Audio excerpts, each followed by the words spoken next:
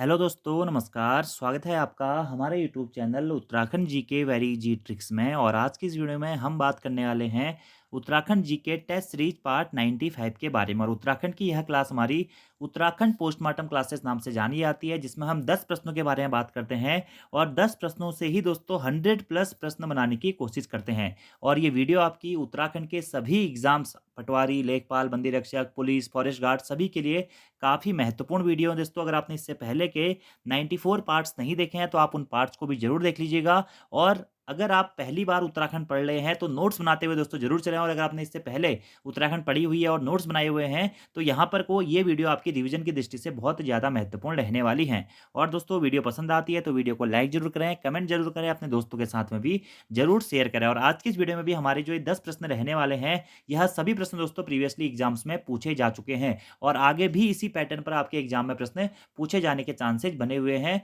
और दोस्तों, अगर आपको उत्तराखंड के आगामी एग्जाम से तो किसी भी ऑनलाइन कोर्स या प्रैक्टिस टेस्ट के बेस से जुड़ना है तो आप प्ले स्टोर से हमारी एप्लीकेशन उत्तराखंड जीके वेरी जी ट्रिक को डाउनलोड करके जुड़ सकते हैं। तो क्लास 94 में मैंने आपको होमवर्क का क्वेश्चन दिया था दोस्तों कि उत्तराखंड क्षेत्र के तराई क्षेत्र में भूमि संबंधी सीलिंग कानून कब लागू किया गया था? तो अधिकतर दोस्तों का आंसर इसमें राइट था। 1972 में दोस्तों उत्तराखंड क्षेत्र के तराई क्षेत्र में भूमि संबंधी सीलिंग कानून लागू किया गया था। कब? 1972 में। अब दोस्तों, तराई भाबर क्षेत्र के बारे में हम कुछ महत्वपूर्ण चीजें जान लेते हैं। तराई जनपद का गठन कब हुआ अगर यह पूछा जाएगा तो 1842 में दोस्तों हमारा तराई जनपद का गठन होता है। इस टाइम पे कुमाऊं कमिश्नर कौन था दोस्तों? 1842 में जब हमारा तराई जिले का गठन हुआ तो लुसिंगटन इस टाइम पे हमारे कौन थे? कुमाऊं कमिश्नर थे। उसके बाद में दोस्तों जब 1891 में हमारा नैनीताल जनपद बना ना, तो ये तराई जनपद का विलय फिर नैनीताल जनपद में कर दिया गया। तो तराई जनपद की स्थापना कब हुई? 1842 में, ठीक है। और 1842 ऑप्शन में नहीं होगा दोस्तों, आप 1862 भी कर सकते हैं। वैसे तराई जनपद का पुनर्गठन हुआ था 1862 में, लेकिन अजय राउत जी की किताब में 1862 में तराई जनपद की स्थापना भी दे दी गई है। तो आप इन दोनों फैक्ट को याद रखेंगे। 1842 में स्थापना हुई थी तराई जनपद की और 1862 में उसका तराई जनपद का फिर पुनर्गठन हुआ था, ठीक है। और जब 1891 में जब हमारा नैनीताल जनपद बना तो इसे नैनीताल के अंतर्गत स्थापित कर दिया गया था। तो तराई भाबर के बारे में दोस्तों आप लोगों ने पढ़ा होगा। उत्तराखंड में जो अधिकतर क्षेत्र है, उधम सिंह नगर जनपद का अधिकांश क्षेत्र हमारा क्या होता है?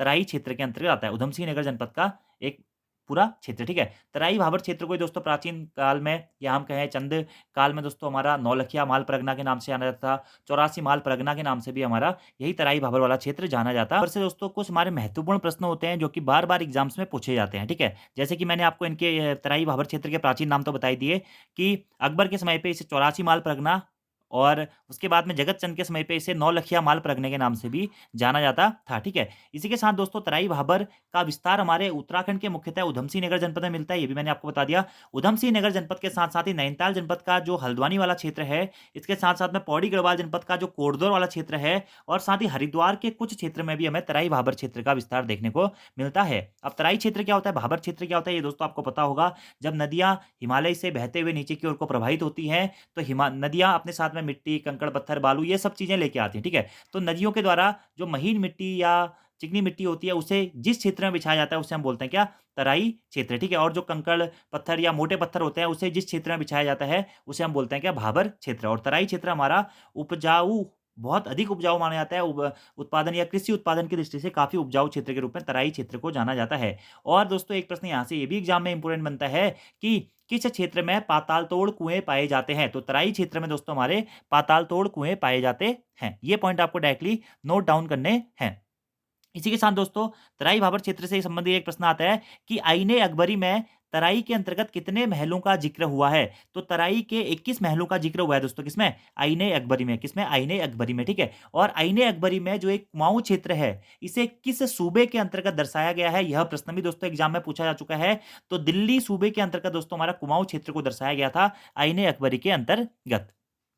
इसी के साथ में दोस्तों तराई भाबर इंप्रूवमेंट फंड की स्थापना कब हुई? दोस्तों यह प्रश्न एग्जाम में बनता है कि तराई भाबर इंप्रूवमेंट फंड की स्थापना कब हुई? तो 1883 में दोस्तों तराई भाबर इंप्रूवमेंट फंड की स्थापना होती है। इसी के साथ एक और महत्वपूर्ण प्रश्न है दोस्तों कि तराई भाबर खेतिहर न्यास निधि की स्थापना कब की गई? तो तराई क्षेत्र में कुमाऊं भाबर या तराई भाबर खेतिहर न्यास निधि की स्थापना की गई थी 1906 में। कब की गई थी? 1906 में की गई थी। ये सारे प्रश्न दोस्तों आपके बहुत महत्वपूर्ण है, ठीक है? इसी के साथ एक और प्रश्न बनता है कि तराई भाबर में पटवारी और कानूनगो की नियुक्ति करने का नियम कब बनाया गया था? तो तराई भाबर में पटवारी और कानूनगो की नियुक्ति का नियम 1897 में दोस्तों बनाया गया था। और इस नियम को लागू कब से किया गया था? तो 1906 में इस नियम को लागू किया गया था। तो तराई क्षेत्र से ये प्रश्न ऐसे हैं दोस्तों जो कि एग्जाम में बहुत बार पहले भी पूछे जा चुके हैं, ठीक है? नौलखिया माल परगना कहते हैं, चौरासी माल परगना कहते हैं, काशीपुर, बाजपुर, गदरपुर, किच्छा, खटीमा, ये वाला क्षेत्र हमारा तराई क्षेत्र के अंतर्गत आता है। ये भी आपको डायरेक्टली नोट डाउन करना है, ठीक है? और मेनली रुद्रचंद के द्वारा तराई भाबर क्षेत्र को जीता गया था, ठीक है? उससे पहले हम पढ़ते हैं ज्ञानचंद के बारे में, जो गरुड़ ज्ञानचंद हमारा होता है, फिरोज शाह तुगलक के दरबार में जाता है, वो भी तराई क्षेत्र से संबंधित मसलों के लिए ही वहाँ पे जाता है, ठीक है? तो ये कुछ महत्वपूर्ण चीज़ें हैं जो कि एग्जाम्स की दृष्टि से दोस्तों हमारा महत्वपूर्ण है और एग्जाम में पूछी भी जाती है, ठीक है? इसी के साथ-साथ दोस्तों एक और प्रश्न ये बनता है कि महाभारत काल में जो ये तराई क्षेत्र था, किसके अधीन था? तो महाभारत काल में जो ये तराई क्षेत्र था दोस्तों, यह विदर्भ राजाओं के अधीन था। किसके? विदर्भ राजाओं के अधीन था। और ऐसा भी कहा जाता है कि पांडवों ने अज्ञातवास का कुछ समय तराई भाबर वाले क्षेत्र में भी बिताया था। तराई भाबर क्षेत्र में दोस्तों मुख्यतः हमारी 2 जनजातियाँ निवास करती हैं, थारू जनजाति और बोक्सा जनजाति। थारू जनजाति और बोक्सा जनजाति हमारी सबसे सर्वाधिक कहाँ निवास करती हैं? अगर यह प्रश्न पूछा जाता है तो तराई भाबर क्षेत्र में करती है। और उधम सिंह नगर जनपद, आप मुख्यतः कह सकते हैं कि उधम सिंह नगर जनपद का जो अधिकांशतः क्षेत्र है वह तराई भाबर क्षेत्र के अंतर्गत आता है। ये पॉइंट भी दोस्तों बहुत महत्वपूर्ण है। अब यहीं से 1-2 प्रश्नों के बारे में और बात कर लेते हैं जो कि आपसे एग्जाम में पूछे जा सकते हैं, ठीक है? कि तराई क्षेत्र में नहरों का जाल किसके द्वारा बिछाया गया था? तो कुमाऊं का मिस्टर हेनरी रैमजे को दोस्तों तराई भाबर के पिता के रूप में भी जाना जाता है, क्योंकि हेनरी रैमजे के द्वारा ही दोस्तों यहाँ पर खेती के या कृषि के उत्पादन को बढ़ाने के लिए सिंचाई व्यवस्था शुरू की गई थी। और 1850 में उसने यहाँ पे सिंचाई के लिए कई नहरों का भी निर्माण किया था। उसके बाद में लगा जब वो तराई भाबर जब वो कुमाऊं का मिस्टर बन जाते हैं हेनरी रैमजे 1856 में, ठीक है? उसके बाद में यहाँ पे कंटिन्यूअसली वो अपने कार्य करते हैं तराई भाबर क्षेत्र में कृषि की उत्पत्ति हेतु और तराई भाबर के विकास हेतु। इतने पॉइंट आपको डायरेक्टली यहाँ पे याद रखने हैं जो कि इंपॉर्टेंट है, ठीक है? अब अगले प्रश्न की ओर दोस्तों हम बात करते हैं। यहीं से एक एक दो प्रश्न और बन जाते हैं दोस्तों। एक प्रश्न इंपॉर्टेंट ये बन जाता है कि अंग्रेजों के द्वारा संयुक्त प्रांत की ग्रीष्मकालीन राजधानी किसे बनाया गया था? तो नैनीताल को दोस्तों संयुक्त प्रांत की ग्रीष्मकालीन राजधानी बनाया गया था। किसे? नैनीताल को, ठीक है? संयुक्त प्रांत की ग्रीष्मकालीन राजधानी। अब कब बनाया गया था, ठीक है? तो इसमें दोस्तों थोड़ा-सा कन्फ्यूजन है। कहीं-कहीं दिया जाता है कि 1860-62 में नैनीताल को संयुक्त प्रांत की ग्रीष्मकालीन राजधानी बनाया गया था। और कहीं-कहीं दिया जाता है कि 1960-62 में दोस्तों नैनीताल को संयुक्त प्रांत की ग्रीष्मकालीन राजधानी बनाया गया था, ठीक है? तो फिलहाल आप दोनों ही नोट कर लीजिएगा, जो भी आपको ऑप्शन में मिलेगा वहाँ पर कर सकते हैं, ठीक है? वैसे ये 1960-62 के संदर्भ में ये प्रश्न पूछा जा चुका है। अगले प्रश्न की बात करते हैं। तो ये प्रीवियस क्वेश्चन का आंसर था, आपका होमवर्क का क्वेश्चन था जो कि तराई क्षेत्र में भूमि संबंधी सीलिंग कानून कब लागू किया गया था? 1972 में लागू किया गया था। हाँ, और यहीं से एक प्रश्न ये भी बनता है दोस्तों कि तराई क्षेत्र में चराई के नियम और शुल्क का निर्धारण कब किया गया था? तो 1909 में दोस्तों तराई क्षेत्र में चराई के नियम और शुल्क का निर्धारण भी किया गया था। अगला प्रश्न है कि उत्तराखंड के परिप्रेक्ष्य में गोला द्वीप, कड़ाई द्वीप तथा तराजू द्वीप किससे संबंधित थे? तो उत्तराखंड के प्रक्षेप में अगर हम बात करें दोस्तों तो गोला द्वीप, कड़ाई द्वीप और तराजू द्वीप किससे संबंधित थे? ये थे न्याय व्यवस्था, ठीक ठीक है? अगर आपने गोरखों की वीडियो दोस्तों देखी होगी, गोरखाओं के ऊपर मैं आपको 5 से 6 पार्ट दे चुका हूँ, तो वहां पे मैंने आपको बताया था गोला द्वीप पर था, कड़ाई द्वीप पर था और तराजू द्वीप पर था। ये क्या थी? गोरखों की न्याय व्यवस्था से संबंधित थी ये 3 प्रथाएं, ठीक है? गोला द्वीप प्रथा में क्या होता था कि लोहे की छड़ होती थी, उसे गर्म किया जाता था आग में, ठीक है? और उसके बाद में जो भी आरोपी होता था उससे कहा जाता था कि तू ये लोहे की छड़ अपने हाथ में पकड़, अगर तेरे हाथ जल गए तो तू आरोपी है, अगर तेरे हाथ नहीं जले तो तू सही है, ठीक है? अब यार लोहे की छड़ को हाथ में पकड़ाओगे, किसके हाथ नहीं जलेंगे? तो ये हमारी अन्यायपूर्ण न्याय व्यवस्था मानी जाती थी गोरखों की, ठीक है? तो गोला द्वीप प्रथा, कड़ाई द्वीप प्रथा, तराजू द्वीप प्रथा, इसका संबंध किससे था? न्यायी व्यवस्था से था, ठीक है? ऐसे ही तराजू द्वीप में क्या था कि इसमें पत्थरों से तोलकर एक आदमी का वजन तोला जाता था, ठीक है? और अगले दिन दोबारा से उसी आदमी का वजन तोला जाता था और कहा जाता था कि तेरा वजन इतना ही होना चाहिए, ठीक है? अगर तू इससे अधिक भार का निकलता है या इससे कम भार का निकलता है तो तेरे को दोषी ठहराया जाएगा, ठीक है? अब एक बात बताओ यार, एक दिन उसे नाप रहे हैं, फिर दूसरे दिन भी उसका वजन नाप रहे हैं, तो कैसे वो फिर एक सा निकलेगा, ठीक है? ऐसे ही एक थी हमारी कड़ाई द्वीप प्रथा। कड़ाई द्वीप प्रथा में क्या था कि कड़ाई में उबलते हुए तेल में जो भी अपराधी होता था उसके हाथ डाल दिए जाते थे। उससे कहा जाता था कि अगर तेरे हाथ जल गए तो तू दोषी है, अगर तेरे हाथ नहीं जले तो तू निर्दोष है। आप गरम तेल में हाथ डालोगे तो किसके हाथ नहीं जलेंगे दोस्तों? तो यही था हमारा क्या था, गोलादीप प्रथा, कड़ाई दीप प्रथा या तराजू दीप प्रथा गोरखों की न्याय व्यवस्था से संबंधित है, ठीक है? इसी के साथ-साथ में तीर का द्वीप प्रथा, जल का द्वीप प्रथा, जहर का द्वीप प्रथा, मंदिर का द्वीप प्रथा, ये कुछ अन्य हमारी न्याय व्यवस्थाएँ थी गोरखा काल में, ठीक है? तो गोलादीप प्रथा, कड़ाई दीप प्रथा तथा तराजू दीप प्रथा किससे संबंधित है? न्याय व्यवस्था से संबंधित है। अब गोरखा काल के बारे में थोड़ा-सा जान लेते हैं दोस्तों कि गोरखों के द्वारा कुमाऊँ पर सबसे पहला आक्रमण कब किया गया था दोस्तों? तो 1790 में गोरखों के द्वारा कुमाऊँ पर सबसे पहला आक्रमण किया जाता है। गोरखों के द्वारा गढ़वाल पर सबसे पहला आक्रमण कब किया जाता है? 1791 में गोरखों के द्वारा गढ़वाल पर सबसे पहला आक्रमण किया जाता है, ठीक है? जब गोरखे 1790 में कुमाऊँ पर आक्रमण करते हैं तो 1790 में ही हवलबाग का युद्ध होता है गोरखों के मध्य में और चंद राजवंश के अंतिम शासक महेंद्र चंद के मध्य में, जिसमें महेंद्र चंद हार जाता है और कुमाऊँ पर गोरखों का आधिपत्य हो जाता है 1790 में, ठीक है? और 1790 से लेकर के 1815 तक दोस्तों यहाँ पे गोरखे कुमाऊँ में राज करते हैं लगभग 25 वर्ष।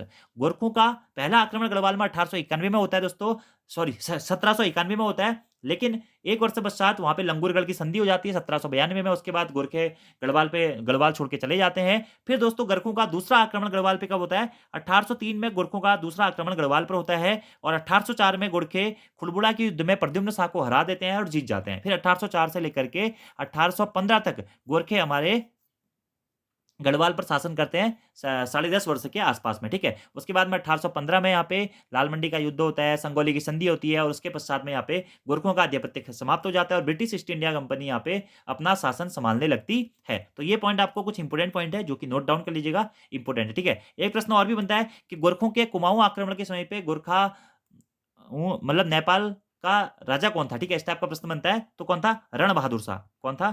रण बहादुर शाह। ये भी आपको डायरेक्टली नोट डाउन करना है। बाकी इससे संबंधित प्रश्न दोस्तों मैं आपको आगे आने वाली वीडियोस में करवा दूंगा। अगला प्रश्न है, भारत का पहला हिम तेंदुआ संरक्षण केंद्र कहाँ स्थित है, ठीक है? तो भारत का पहला हिम तेंदुआ संरक्षण केंद्र दोस्तों स्थित है हमारा उत्तरकाशी जिले में। कहाँ पे? उत्तरकाशी में। और इसी को आप कह सकते हैं कि देश का पहला snow leopard conservation reserve. Him तेंदुआ संरक्षण केंद्र को स्नो लेपर्ड कंजर्वेशन सेंटर कहाँ स्थित है दोस्तों? उत्तरकाशी जनपद में स्थित है और उत्तरकाशी जनपद में लंका नामक स्थान पर दोस्तों हमारा यह हिम तेंदुआ संरक्षण केंद्र या स्नो लेपर्ड कंजर्वेशन सेंटर स्थित है। और अगर यह प्रश्न पूछा जाता है कि देश का प्रथम स्नो लेपर्ड कंजर्वेशन सेंटर जो कि उत्तरकाशी में स्थित है, इसे किसके तहत या किस कार्यक्रम के तहत स्थापित किया गया था? तो यूएनडीपी संयुक्त राष्ट्र विकास कार्यक्रम के तहत दोस्तों इसे यहाँ पे स्थापित किया गया था। और कब स्थापित किया गया था? ये किया गया था दोस्तों 1 अगस्त 2020। 1 अगस्त 2020 को दोस्तों प्रदेश सरकार ने संयुक्त राष्ट्र विकास कार्यक्रम यूएनडीपी के प्रोजेक्ट सिक्योर हिमालय के तहत उत्तरकाशी स्थित गंगोत्री नेशनल पार्क में प्रस्तावित देश के पहले स्नो लेपर्ड या हिम तेंदुआ कंजर्वेशन सेंटर की स्थापना को अनुमति दी गई थी, ठीक है? अभी अनुमति दी है, इसका निर्माण कार्य चल रहा है, लेकिन 1 अगस्त 2020 की डेट आपको यहाँ पे याद रखनी है। और किस प्रोजेक्ट के तहत के? सिक्योर हिमालय प्रोजेक्ट के तहत। सिक्योर हिमालय प्रोजेक्ट के तहत। और गंगोत्री नेशनल पार्क के अंतर्गत हमारा जो लंका नामक स्थान है वहां पर इसकी गठन को लेकर के मंजूरी दी गई है, भैरव घाटी और लंका के बीच में। ये पॉइंट आपको दोस्तों एक्चुअली याद रखना है कि भारत का पहला हिम तेंदुआ संरक्षण केंद्र कहाँ पे? हमारा उत्तरकाशी जिले में, ठीक है? गंगोत्री नेशनल पार्क भी आपको याद रखना है। एक बार एग्जाम में प्रश्न ये भी पूछा गया है कि कौन सा राष्ट्रीय उद्यान हिम तेंदुओं के संरक्षण हेतु जाना जाता है दोस्तों? तो गंगोत्री राष्ट्रीय उद्यान को हिम तेंदुओं के संरक्षण हेतु भी जाना जाता है। इस प्रकार के प्रश्न भी एग्जाम में दोस्तों बहुत बार पूछे गए हैं और आगे भी पूछे जा सकते हैं। इसी प्रकार से एक और प्रश्न भी हाल ही के एग्जाम में पूछा गया था कि निम्न में से कौन सा वन्यजीव विहार हिम तेंदुओं के संरक्षण के लिए जाना जाता है? तो गोविंद वन्यजीव विहार। गोविंद वन्यजीव विहार हमारा हिम तेंदुओं के या स्नो लेपर्ड के संरक्षण केंद्र के रूप में भी जाना जाता है। इंपोर्टेंट प्रश्न है। अगले प्रश्न की बात करते हैं दोस्तों कि 1850 ईस्वी में लंदन मिशनरी सोसाइटी की स्थापना अल्मोड़ा में किसके द्वारा की गई थी? अगर आपने दोस्तों मॉडर्न हिस्ट्री पढ़ी होगी उत्तराखंड की, सॉरी मिडवल हिस्ट्री पढ़ी होगी उत्तराखंड की, तो वहां पर एक टॉपिक आता है भारतीय पुनर्जागरण का उत्तराखंड में प्रभाव, ठीक है? तो यहाँ पर ईसाई मिशनरी का कार्य प्रारंभ या इसके संबंधित कुछ फैक्ट्स हमारे आते हैं। वहीं से प्रश्न एग्जाम में पूछा गया था कि 1850 में लंदन मिशनरी सोसाइटी की स्थापना अल्मोड़ा में किसके द्वारा की गई थी? तो पादरी रेवरेंड बर्डन, यहाँ पे इनका पूरा नाम था पादरी रेवरेंड बर्डन के द्वारा सन 1850 में लंदन मिशनरी सोसाइटी की स्थापना की गई थी। कहाँ पे? अल्मोड़ा में। तो याद रखना दोस्तों कि लंदन मिशनरी सोसाइटी की स्थापना कब हुई? 1850 में हुई। कहाँ हुई? अल्मोड़ा में हुई। किसके द्वारा की गई? पादरी रेवरेंड बर्डन के द्वारा की गई, ठीक है? अब दोस्तों यहां से कुछ हमारे 2 से 3 प्रश्न हैं, ये आपको याद रखने हैं। पहला प्रश्न ये बनता है कि कुमाऊं में ईसाई मिशनरी का कार्य प्रारंभ कब से हुआ? तो कुमाऊं में ईसाई मिशनरी के आगमन का कार्य प्रारंभ हुआ 1850 में। ठीक है, अगला प्रश्न ये आता है, सबसे पहले कौन सा ईसाई मिशनरी कुमाऊं आया था? वो था पादरी रेवरेड बडन। पादरी रेवरेड बडन, जिसने 1850 में ही यहाँ पे आया, उत्तराखंड में आया, ये कुमाऊं में आया, और कुमाऊं में आते ही 1850 में इसने अल्मोड़ा में लंदन मिशनरी सोसाइटी की स्थापना कर दी ईसाई धर्म के प्रचार प्रसार हेतु। तो पादरी रेवरेड बडन अल्मोड़ा कब आया? 1850 में आया। ठीक है, और 1850 में इसने लंदन मिशनरी सोसाइटी की स्थापना यहाँ पे कर दी। अब यहीं से दोस्तों एक प्रश्न आता है कि अल्मोड़ा में ही क्या है हमारा? बडन मेमोरियल चर्च है। इसी पादरी रेवरेड बडन के याद में यहाँ पे एक बडन मेमोरियल चर्च बनाया गया अल्मोड़ा में। तो ये बडन मेमोरियल चर्च कब बना? 1897 में अल्मोड़ा में बडन मेमोरियल चर्च बनाया गया था। और कुमाऊं में इससे ईसाई मिशनरी का कार्य कब से प्रारंभ हुआ? ये मैंने आपको बता ही दिया, 1850 में। मेनली जो है पादरी रेवरेड बडन आया था, इसने लंदन मिशनरी सोसाइटी की स्थापना ही अल्मोड़ा में की थी ईसाई धर्म के प्रचार प्रसार हेतु। इतने पॉइंट आपको यहां से डायरेक्टली नोट डाउन करने हैं। अब यहीं से एक दो प्रश्न और आते हैं कि कौन सा कुमाऊं कमिश्नर संपूर्ण उत्तराखंड को ईसाई धर्म में बदलना चाहता था, या संपूर्ण कुमाऊं को ईसाई धर्म में बदलना चाहता था? तो हेनरी रैमजे, जिसे हम कुमाऊं का राजा कहते हैं, बेताज बादशाह कहते हैं, कुमाऊं का पिता कहते हैं, ठीक है, सर्वाधिक लोकप्रिय कमिश्नर कहते हैं, हेनरी रैमजे ही ऐसा कमिश्नर था जो कि संपूर्ण कुमाऊं को ईसाई धर्म में बदलना चाहता था। इसी के साथ साथ दोस्तों एक प्रश्न और आता है, उत्तराखंड का पहला व्यक्ति या कुमाऊं का पहला व्यक्ति जिसने ईसाई धर्म को कबूला, वो कौन था? वो था दोस्तों कौन? अंद्रियो। अंद्रियो ने मसूरी में सबसे पहले क्या किया था? ईसाई धर्म को कबूला था। कब? 1853 में। किसने? अंद्रियो ने। ठीक है, और ये कबीरपंथी साधु था जिसने 1853 में मसूरी में ईसाई धर्म को कबूला था। वही प्रश्न अगर आपसे पूछा जाता है कि उत्तराखंड का प्रथम गढ़वाली व्यक्ति कौन था, या प्रथम गढ़वाली युवक कौन था जिसने ईसाई धर्म को स्वीकार किया था? वो था दोस्तों कौन? ख्याली। ख्याली ने 1867 में ईसाई धर्म को स्वीकार किया था। ये पॉइंट आपको डायरेक्टली नोट डाउन करने हैं। और एक और प्रश्न आपको यहां से याद रखना है दोस्तों कि उत्तराखंड की पहली चर्च कौन सी थी? तो मैथोडिस्ट चर्च। कौन सी? Methodist church. मैथोडिस्ट चर्च कहाँ स्थित है? यह नैनीताल में स्थित है। और यह मैथोडिस्ट चर्च की स्थापना किसके द्वारा की गई थी दोस्तों? तो पादरी विलियम बटलर। किसके द्वारा? बटलर। पादरी विलियम बटलर के द्वारा मैथोडिस्ट चर्च की स्थापना की गई थी। कहाँ पे? नैनीताल में। ठीक है, और 1858 या 1857 के आसपास में इसने मैथोडिस्ट चर्च की स्थापना अल्मोड़ा में की थी। यह प्रश्न दोस्तों एग्जाम में पूछा चुका है कि मैथोडिस्ट चर्च कहाँ स्थित है? तो नैनीताल में स्थित है मैथोडिस्ट चर्च, और स्थापना किसने करी थी? पादरी बटलर ने। और बडन मेमोरियल चर्च कहाँ स्थित है? अल्मोड़ा में स्थित है, जिसकी स्थापना किसने करी थी? हमारा उस टाइम पे जो कमिश्नर थे उनके द्वारा की गई थी, 1897 में मेनली हुई थी। और मेथोडिस्ट चर्च की स्थापना 1858 में हुई थी। अब यहीं से दोस्तों एक दो प्रश्न और आते हैं कि चोपड़ा में पहला अंग्रेजी प्राइमरी स्कूल कब खोला गया था? तो 1864 में दोस्तों चोपड़ा पौड़ी गढ़वाल में, चोपड़ा कहाँ पड़ता है? पौड़ी गढ़वाल में पड़ता है, वहां पे पहला प्राइमरी स्कूल खोला गया था, पहला अंग्रेजी प्राइमरी स्कूल खोला गया था। ठीक है, इसी के द्वारा दोस्तों फिर गडोली पौड़ी में लड़कियों के लिए अंग्रेजी स्कूल कब खोला गया था? तो 1887 में दोस्तों गडोली पौड़ी गढ़वाल में महिलाओं के लिए या लड़कियों के लिए एक अंग्रेजी स्कूल खोला गया था। और किसके द्वारा खोला गया था गडोली पौड़ी में अंग्रेजी स्कूल? तो मेन सेल के द्वारा खोला गया था। किसके द्वारा? मेन सेल के द्वारा खोला गया था। ठीक है, इसी के साथ एक दो पॉइंट और आते हैं। ईसाई मिशनरी के प्रभाव के तहत वोमेन फॉरेन सोसाइटी की स्थापना किसके द्वारा की गई थी? वो भी मेन सेल के द्वारा ही की गई थी, वोमेन फॉरेन सोसाइटी की स्थापना। ठीक है, गडोली पौड़ी गढ़वाल में ही की गई थी। कब? 1887 में। ये सारे फैक्ट दोस्तों आपको डायरेक्टली याद रखने हैं। और एक और प्रश्न यहां से बनता है दोस्तों कि चोपड़ा पौड़ी गढ़वाल में जुबली चर्च की स्थापना कब की गई? जुबली चर्च की स्थापना की गई थी कब? 1826 में। ठीक है, तो ये सारे फैक्ट दोस्तों आप लोग याद रख लीजिएगा, काफी महत्वपूर्ण है। ठीक है, और एक और पॉइंट ये बन जाता है यहाँ पे कि पौड़ी मिशन स्कूल का उच्चीकरण कब किया गया, या उच्चीकरण कर प्राथमिक से इसे 10th कब किया गया? तो 1901 में पादरी मैनसेल या फिर मैसमोर भी कहीं कहीं पढ़ेंगे, इनके द्वारा किया गया था। तो ये कुछ महत्वपूर्ण प्रश्न है दोस्तों, ये आपको याद रखने हैं। और एक और प्रश्न जो यहाँ से कभी कभी इंपोर्टेंट बन जाता है दोस्तों, वह प्रश्न ये होता है कि उत्तराखंड के किस व्यक्ति को सबसे पहले बलपूर्वक ईसाई धर्म अपनाया गया था? किस व्यक्ति पर बलपूर्वक तरीके से सबसे पहले ईसाई धर्म अपनाया गया था? तो ये था कौन? रघुवर दत्त जोशी। रघुवर दत्त जोशी जो कि अल्मोड़ा के 18 वर्षीय बालक थे, जिनको अंग्रेजों के द्वारा बलपूर्वक ईसाई धर्म कबूल करने के लिए ईसाई धर्म कबूल करवाया गया था। कब? 1889 में। ठीक है, याद रखना है कौन था जिससे बलपूर्वक ईसाई धर्म कबूला करा, मतलब जबरदस्ती ईसाई धर्म कबूल करने के लिए कहा गया था, वो थे रघुवर दत्त जोशी जी। इतने फैक्ट आपको याद रखने हैं ईसाई मिशनरी के प्रभाव से, जो कि महत्वपूर्ण है। तो जो आंसर था हमारा, लंदन मिशनरी सोसाइटी की स्थापना अल्मोड़ा में 1850 में किसने करी थी? पादरी रेवरेंड बर्नन ने करी थी। तो देखिए दोस्तों पूरा पोस्टमार्टम हो गया। ठीक है, अगला प्रश्न है 1962 ईस्वी में नरेंद्र महाविद्यालय टिहरी गढ़वाल की स्थापना किसके द्वारा की गई थी? राजेश्वरी सजवाण, मंगला देवी उपाध्याय, कमलेंदुमती शाह या फिर चंद्रा पवार। तो कमलेंदुमती शाह जी के द्वारा नरेंद्र महाविद्यालय टिहरी गढ़वाल की स्थापना की गई थी कब? 1962 में। ठीक है। अब ये कमलेंदुमती शाह कौन थी दोस्तों? ये थी नरेंद्र शाह की पत्नी। नरेंद्र शाह की पत्नी थी कौन? कमलेंदुमती शाह। नरेंद्र शाह कौन थे दोस्तों? परमार राजवंश के, आपको याद होना चाहिए कौन से राजा? 59वें राजा, परमार राजवंश के 59वें राजा। और टिहरी रियासत के कौन से 5वें राजा थे? कौन?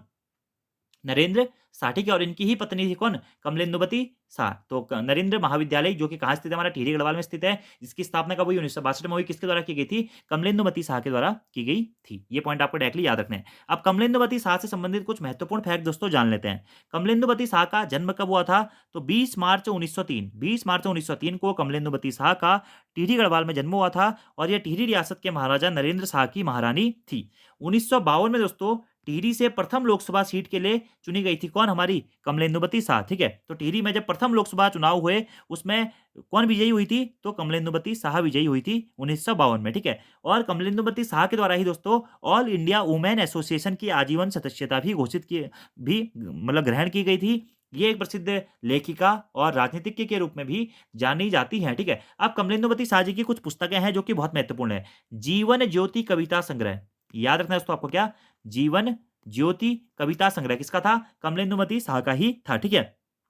अगला प्रश्न इनसे बनता है कि माई इंप्रेशन ऑफ अमेरिका, क्या? माई इंप्रेशन ऑफ अमेरिका पुस्तक के लेखक कौन है? ये भी, या लेखिका कौन है? कमलेंदुमती शाह के द्वारा ही लिखी गई थी। कमलेंदुमती शाह को ही दोस्तों 1958 में पद्म भूषण पुरस्कार से भी सम्मानित किया गया था। और 1999 में इनका देहांत हो गया था। तो कमलेंदुमती शाह से संबंधित इतने फैक्ट दोस्तों आपको याद रखना है। किसकी पत्नी थी ये? नरेंद्र शाह की पत्नी थी। अब दोस्तों यहीं से एक बार एग्जाम में प्रश्न पूछा गया है, टिहरी रियासत के राजाओं का क्रम वो कभी-कभी एग्जामिनर पूछ लेता है। ठीक है। देखिए, परमार राजवंश के अंतिम राजा, वैसे मूलतः संपूर्ण उत्तराखंड के अंतिम राजा माने जाते हैं कौन? प्रद्युम्न शाह। प्रद्युम्न शाह परमार राजवंश के 54वें राजा थे।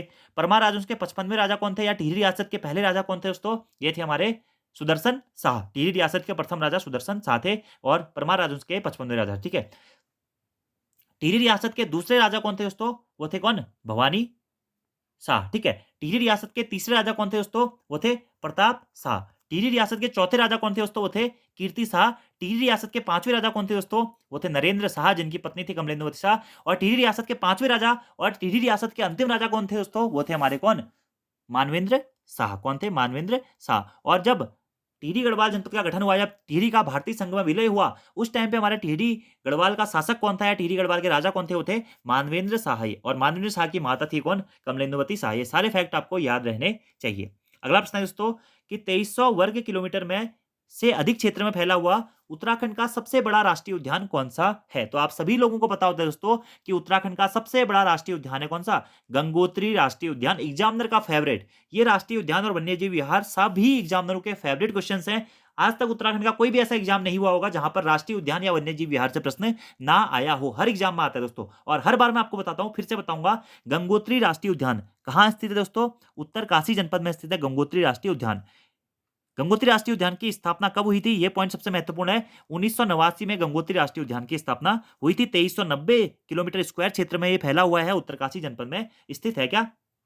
गंगोत्री राष्ट्रीय उद्यान। ठीक है। अब यहीं से फैक्ट आता है कि गंगोत्री राष्ट्रीय उद्यान क्यों प्रसिद्ध है दोस्तों? क्योंकि यहाँ पे हिम तेंदुआ, हिमालयन भालू, कस्तूरी मृग, मोनाल, ये या भोजपत्र, देवदार आदि के वृक्ष पाए जाते हैं, जीव जंतु पाए जाते हैं। और उत्तराखंड का सबसे बड़ा राष्ट्रीय उद्यान है कौन सा? गंगोत्री राष्ट्रीय उद्यान। स्थापना 1989 में हुई थी। वहीं आपसे प्रश्न पूछा था कि उत्तराखंड का सबसे छोटा राष्ट्रीय उद्यान कौन सा है दोस्तों? तो उत्तराखंड का सबसे छोटा राष्ट्रीय उद्यान है फूलों की घाटी राष्ट्रीय उद्यान। और ये फूलों की घाटी राष्ट्रीय उद्यान की स्थापना कब हुई थी? 1982 में फूलों की घाटी राष्ट्रीय उद्यान की स्थापना हुई थी। और ये कहां स्थित है? चमोली जनपद में स्थित है। मात्र 87 किलोमीटर स्क्वायर क्षेत्रफल में ये फैला हुआ है। अब यहीं से दोस्तों एक प्रश्न आता है, उत्तराखंड में कितने राष्ट्रीय उद्यान हैं? तो उत्तराखंड में दोस्तों हमारे 6 राष्ट्रीय उद्यान हैं। यहीं से एक प्रश्न एग्जाम में पूछा गया था कि उत्तराखंड के किस जनपद में सर्वाधिक राष्ट्रीय उद्यान तथा वन्यजीव विहार पाए जाते हैं? तो उत्तराखंड के चमोली जनपद में दोस्तों सर्वाधिक राष्ट्रीय उद्यान तथा वन्यजीव विहार पाए जाते हैं। कहां पे? चमोली जनपद में। इस टाइप के प्रश्न जो होते हैं एग्जाम में बहुत बार पूछे जाते हैं। ठीक है। अब जो 6 राष्ट्रीय उद्यान है ये मैं आपको बताता हूं। जिम कॉर्बेट राष्ट्रीय उद्यान उत्तराखंड का पहला, देश का पहला था, एशिया का पहला राष्ट्रीय उद्यान था जिम कॉर्बेट राष्ट्रीय उद्यान, जिसकी स्थापना कब हुई थी? 1936 में हुई थी। अगला है गोविंद राष्ट्रीय उद्यान। जिम कार्बेट राष्ट्रीय उद्यान दोस्तों पौड़ी गढ़वाल और नैनीताल 2 जनपद में इसका विस्तार पाया जाता है। अगला है गोविंद राष्ट्रीय उद्यान, जिसकी स्थापना कब हुई थी? 1980 में दोस्तों गोविंद राष्ट्रीय उद्यान की स्थापना हुई थी और ये उत्तरकाशी जनपद में स्थित है। 1982 में दोस्तों हमारे 2 राष्ट्रीय उद्यान बने थे, कौन से? नंदा देवी राष्ट्रीय उद्यान जो कि चमोली जनपद में स्थित है और फूलों की घाटी राष्ट्रीय उद्यान जो कि चमोली जनपद में स्थित है। इन दोनों राष्ट्रीय उद्यानों की स्थापना कब हुई थी? 1982 में हुई थी। अगला है दोस्तों राजाजी राष्ट्रीय उद्यान। राजाजी राष्ट्रीय उद्यान की स्थापना कब हुई थी? 1983 में हुई थी और राजाजी राष्ट्रीय उद्यान का विस्तार मुख्यतः उत्तराखंड के 3 जनपदों में पाया जाता है, देहरादून, पौड़ी गढ़वाल और हरिद्वार। और राजाजी राष्ट्रीय उद्यान का मुख्यालय कहाँ पे स्थित है? तो देहरादून में स्थित है। और अगला जो राष्ट्रीय उद्यान है वो है गंगोत्री राष्ट्रीय उद्यान, जिसकी स्थापना कब हुई थी? 1989 में हुई थी और ये सर्वाधिक क्षेत्रफल वाला राष्ट्रीय उद्यान है। इतने पॉइंट आपको यहाँ पे याद रखना। देखिए राष्ट्रीय उद्यान का पोस्टमार्टम यहाँ पे हमारा मोटा-मोटा हो गया है। अगला प्रश्न है, ये भी बहुत महत्वपूर्ण प्रश्न है दोस्तों कि दानपुरिया बोली निम्न में से किस क्षेत्र में बोली जाती है? ठीक है, तो दानपुर क्षेत्र क्या है दोस्तों? यह बागेश्वर जनपद में स्थित है। तो दानपुरिया बोली भी कहाँ बोली जाती है? बागेश्वर जनपद में बोली जाती है। क्या? दानपुरिया बोली जो हमारी दानपुर घाटी वाला क्षेत्र है मुख्यतः, वहां पे दानपुरिया बोली बोली जाती है। ठीक है, अब दानपुरिया बोली किसके अंतर्गत आती है दोस्तों? कुमाऊनी जो हमारी बोलियां होती हैं, कुमाऊनी भाषा परिवार है, उसके अंतर्गत ही एक बोली के रूप में हमारी दानपुरिया बोली को जाना जाता है, जो कि दानपुर क्षेत्र या दानपुर परगना। एक प्रश्न ये भी पूछा गया दोस्तों एग्जाम में कि दानपुर परगना कहाँ स्थित है? ठीक है, तो दानपुर परगना भी हमारा कहाँ? बागेश्वर जनपद में ही स्थित है, जहां पर हमारी दानपुरिया बोली बोली जाती है।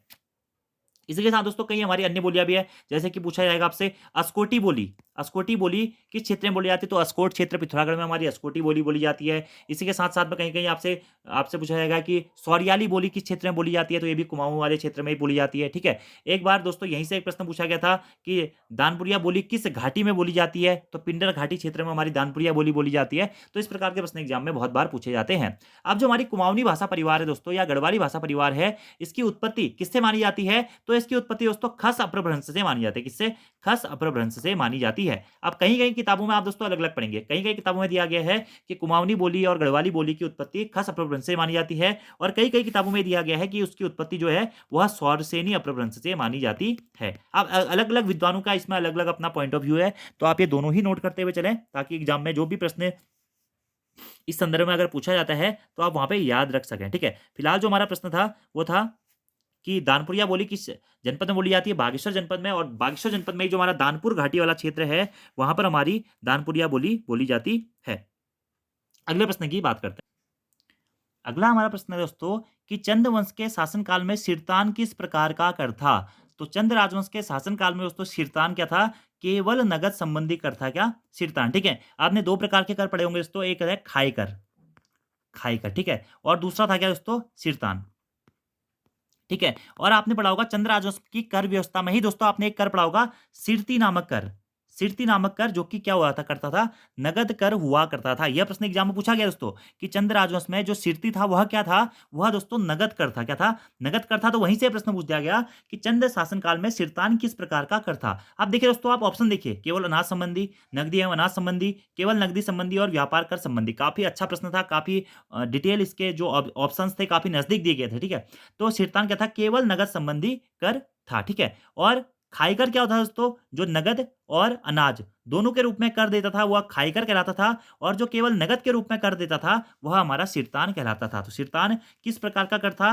केवल नगद संबंधी कर था हमारा क्या? सिरतान। ठीक है, अब चंद राजवंश की भू राजस्व नीति का ये दोस्तों टॉपिक है, तो कुछ पॉइंट हम और बात कर लेते हैं कि चंद राजवंश में या चंदू के समय पे राजा जो भी भूमि रौंत या गूंठ के रूप में जमीन या भूमि देता था उसे क्या कहते थे? ठीक है, या जो भी व्यक्ति जिस भी व्यक्ति को ज़मीन दान दी जाती थी रौत के रूप में ज़मीन कब दान दी जाती थी दोस्तों? बहादुरी कार्य के लिए। ठीक है, अगर आपसे पूछा जाता है कि कभी चंद राजवंश में बहादुरी के लिए किस प्रकार की भूमि दान में दी जाती थी? रौत भूमि। ठीक है, और वहीं मंदिरों के लिए किस प्रकार की भूमि दान में दी जाती थी? तो गूंठ भूमि या विष्णुप्रीति भूमि मंदिरों के लिए दान में दी जाती थी। और ये गूंठ भूमि वाला प्रश्न अभी हाल ही के लोअर पीसीएस एग्जाम में पूछा गया था कि चंद राजवंश में सैन्य व्यवस्था हेतु गूंठ भूमि जो दान दी जाती थी किस लिए दी जाती थी? तो मंदिरों के लिए जो भूमि दान में दी जाती थी वो होती थी गूढ़ भूमि, और रौत भूमि क्या होती थी? बहादुरी वाले कार्यों के लिए जो भी भूमि दान में दी जाती थी उसे रौद भूमि कहा जाता था, ठीक है? अब जिस भी व्यक्ति को रौद या गूँठ के रूप में ज़मीन दिया जाता था,